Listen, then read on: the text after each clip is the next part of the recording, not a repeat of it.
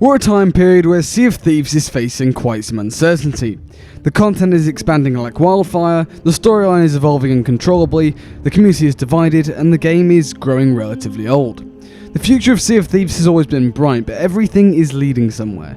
Sea of Thieves will have to change dramatically sooner than we think, and the pieces are already in place. If you do go on to enjoy this video, then please do consider leaving a like. It really helps the channel out a ton, and subscribe for more Sea of Thieves content and stay up to date with all the latest Sea of Thieves news as and when it comes out, and why not hit the bell so you never miss a single upload.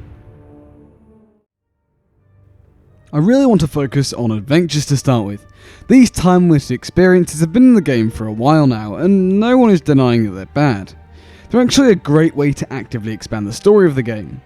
In the recent Gamescom event, Mike Chapman said that they've got the adventures planned out for at least a year and a half in advance. That's a long time. So long in fact that we're going to be experiencing something with Sea of Thieves that's interestingly new.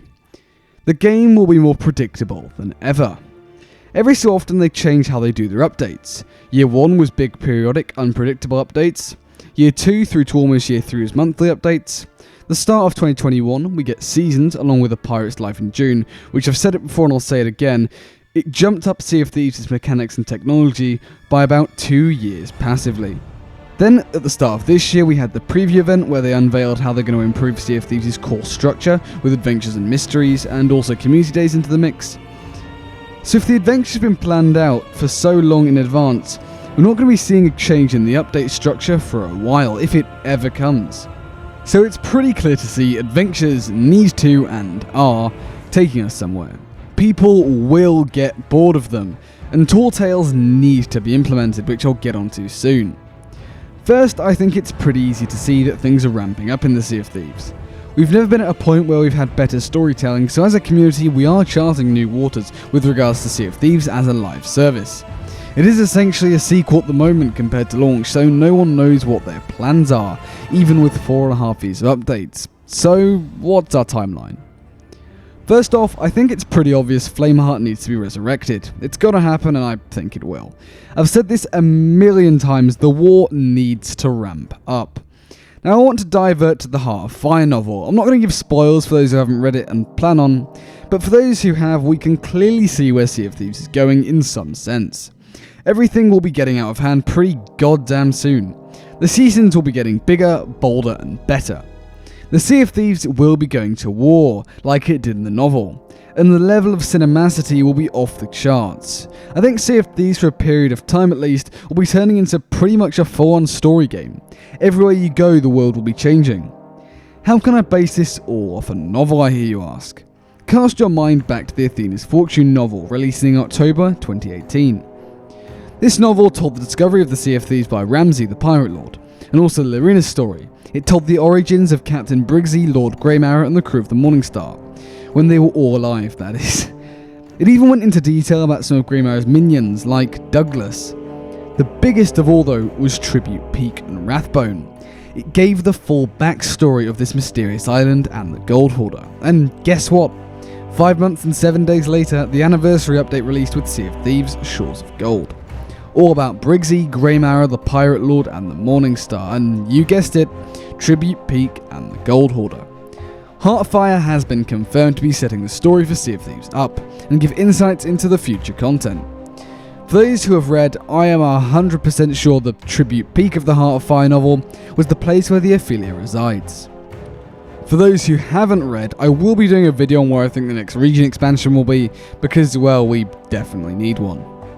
I digress. Heart of Fire is the past, present, and future of Sea of Thieves. So then, Season 8, what's going to happen? I've done multiple speculation videos on this, which was done just under 3 months ago, which still reflects my views, so I'll link that in the usual places. Before you watch it, I want to heavily emphasize, it was done 3 months ago, okay? 3 months ago, okay? Season 8 in general will be another good season. It'll add good things to Sea of Thieves like they all do, and that'll be that. Season 9, however, is their off-season. These are smaller seasons whilst they prepare for the next phase of Sea of Thieves' future. And this time, it's new social options for crews. I think the Sea Dogs Tavern will be repurposed in this update. The perfect example of an off-season is Season 5. This was their off-season after Seasons 1 to 4, and then they announced the preview event after. So, I'm going to call it early, but Season 10 of Sea of Thieves will be the biggest update to Sea of Thieves ever. There, I said it. Bigger than anniversary, a pirate's life, everything. My evidence? Adventures. They're leading somewhere, and the game can't continue as it is.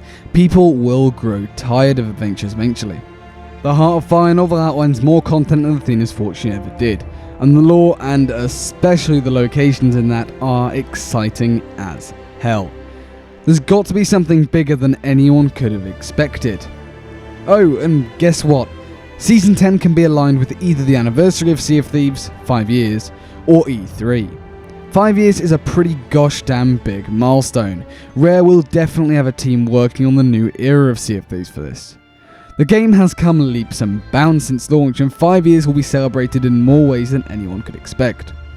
Alternatively, the seasonal schedule can be altered to have Season 10 launch in June, which is E3 2023. The biggest gaming convention of the year, which they announced a pirate's life at. Oh, and by the way, it's the first E3 that will be back in person. The captaincy delays were probably actually unintentional to a degree. Keyword there is intentional to a degree, as I think Rare realised that Season 10 needs to be later in the schedule than it is. Still not convinced? The biggest updates to Sea of Thieves have been 2 years apart, with an off year in between. 2018 was an off year, it was their launch after all, with the announcement of Cursed Sails and Forsaken Shores. 2019 was the anniversary update, the biggest update to Sea of Thieves ever.